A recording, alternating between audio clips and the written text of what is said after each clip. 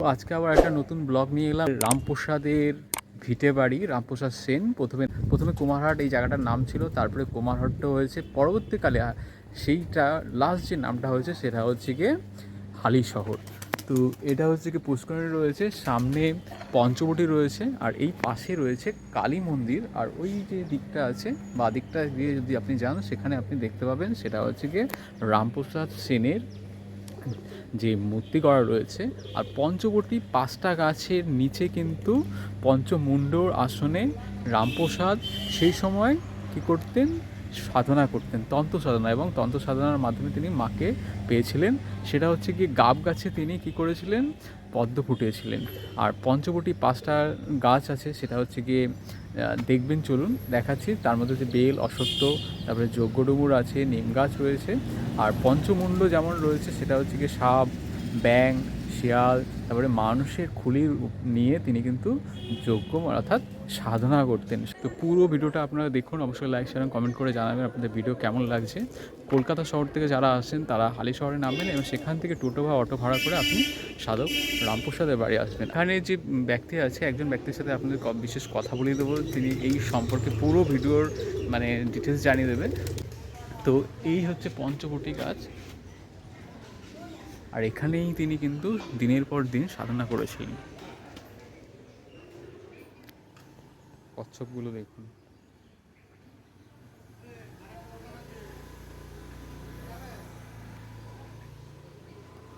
পঞ্চবটি গাছ, মন্দির, মা কালীর মন্দির পাশে।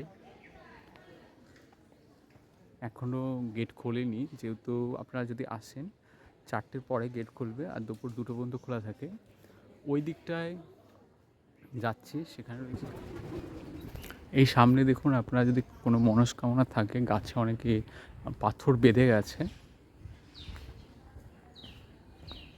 কাপড় দিয়ে।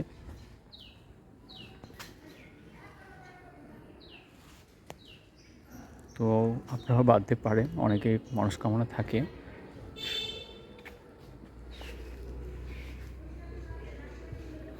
মেন মন্দির এইখানটায়।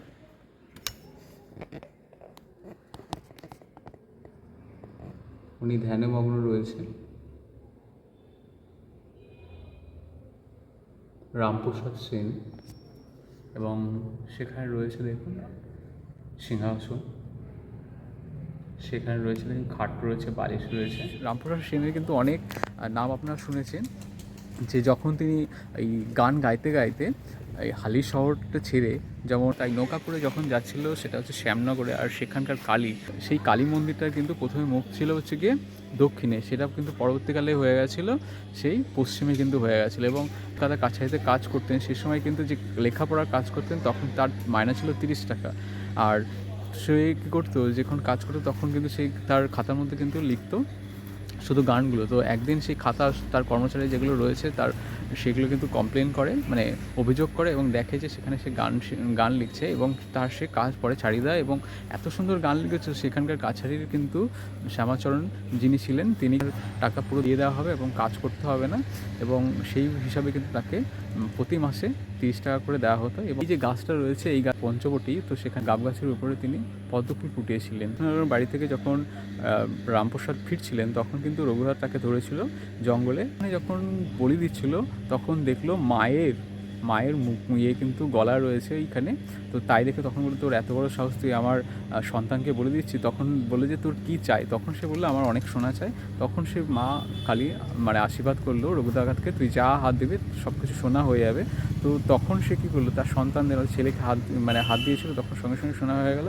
তখন সে মায়ের কাছে ক্ষমা চাইলো যে আমাকে এর থেকে মুক্তি দেওয়া হোক, ছেলেকে ফিরিয়ে দেওয়া হোক, এবং বলবে তাই করা হবে, আমি সমস্ত কিছু তোমার মেনে নেবো। তখন সে কী করেছিল, সেই রামপ্রসাদকে ছেড়ে দিয়েছিল, এবং কৃষ্ণচন্দ্রের বাড়িতে সে তখন থেকে কাজ করতো।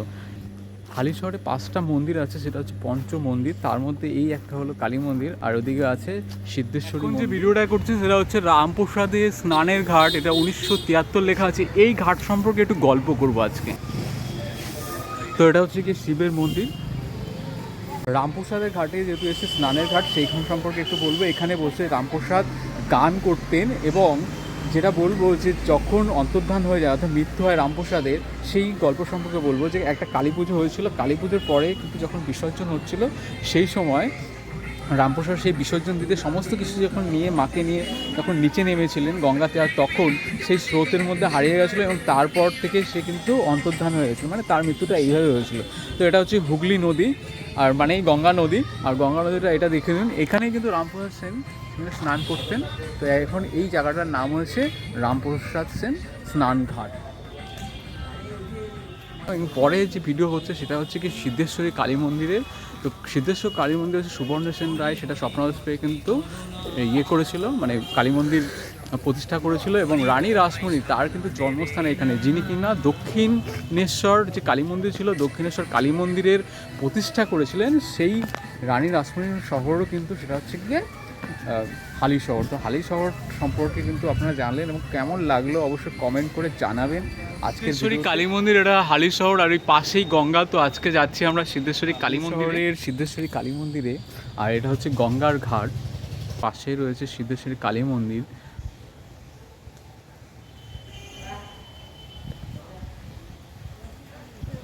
ঘাটে নৌকা ফিরছে দেখুন। আর এর একটা গল্প বলবো, গঙ্গায় স্নান সেরে, এই যে গঙ্গাটা দেখলেন, গঙ্গায় স্নান সেরে শ্রাবণ রায় চৌধুরী যখন উপরে উঠে আসছিলেন তখন কিন্তু পায়ে কিছু শক্ত কিছু বেঁধেছিল, তখন কী করেছিল তিনি সেটাকে ঠেলে ফেলে দিয়েছিল, এবং স্বপ্নাদেশ পরের দিন দিয়েছিল যে তুই আমাকে ঠেলে ফেলে দিয়েছিস। পরের দিন সেই স্বপ্নাদেশ পেয়ে সে কিন্তু এই সিদ্ধেশ্বরী কালী মন্দিরের স্থাপনা করেছিল। সেটা হচ্ছে 350 বছর পুরাতন মন্দির। দেখুন এখন যেহেতু 4টে বাজে, তো মন্দিরটা এখন বন্ধ আছে। তো আপনারা যারা আসবেন 9টা থেকে 12টা এবং 4টে থেকে রাত 8টা বা 9টা পর্যন্ত এটা খোলা থাকে। আর গঙ্গার পাশে এটা হালিশহরে অবস্থিত। তো অনেক মন্দিরগুলোর মধ্যে রয়েছে যেমন সিদ্ধেশ্বরী কালী মন্দির, তাছাড়া রয়েছে এখানে রামপ্রসাদের বাড়ি, সমস্ত কিছু না ঐতিহ্যবাহী একটা শহর বলা যায়। সেই গঙ্গা রয়েছে, গঙ্গার ভিউটা আপনি দেখতে পারেন এখানে। আর এটা খুব জাগ্রত মন্দির, ওপরে লেখা রয়েছে দেখুন এখানে সিদ্ধেশ্বরী কালী মন্দির, বুঝতে পারছেন। আর চলুন একটু দেখে নিই যে চারপাশে কী রয়েছে। পুরোটা দেখুন যে সিদ্ধেশ্বরী কালী মন্দিরের এই পাশে রয়েছে, এখানে হচ্ছে গিয়ে সবাই ধূপকাঠি বা মোমবাতি জ্বালায়। সিদ্ধেশ্বরী কালী মন্দির খুব জাগ্রত মন্দির, 350 বছর পুরাতন। পাশে রয়েছে, যেখানেই দেখবেন যে কালী মন্দির রয়েছে পাশে কিন্তু শিবের লিঙ্গ রয়েছে এখানে। একদিনে বলবো আপনারা যারা হালিশহরে আসছেন সকাল সকাল যারা আসছেন 9টার আগে আসবেন এবং সমস্ত কিছু আপনি দেখে যাবেন। সেই সিদ্ধেশ্বরী কালী মন্দির বলুন বা রামপ্রসাদের ভিটে বলুন, বা শহরটাকে পুরো দেখে যেতে পারেন, এবং গঙ্গা স্নানে একটু একদিনের জন্য আপনি সময় কাটিয়ে যেতে পারেন, উইকেন্ড বা আপনার ছুটির দিনগুলোকে এনজয় করতে পারেন। গঙ্গায় মাছ ধরার জন্য নৌকা নিয়ে যাচ্ছে।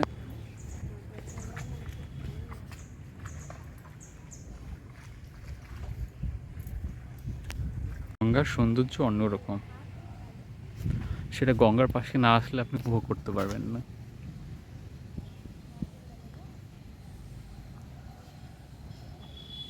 ওপাশটা হচ্ছে ব্যান্ডেল।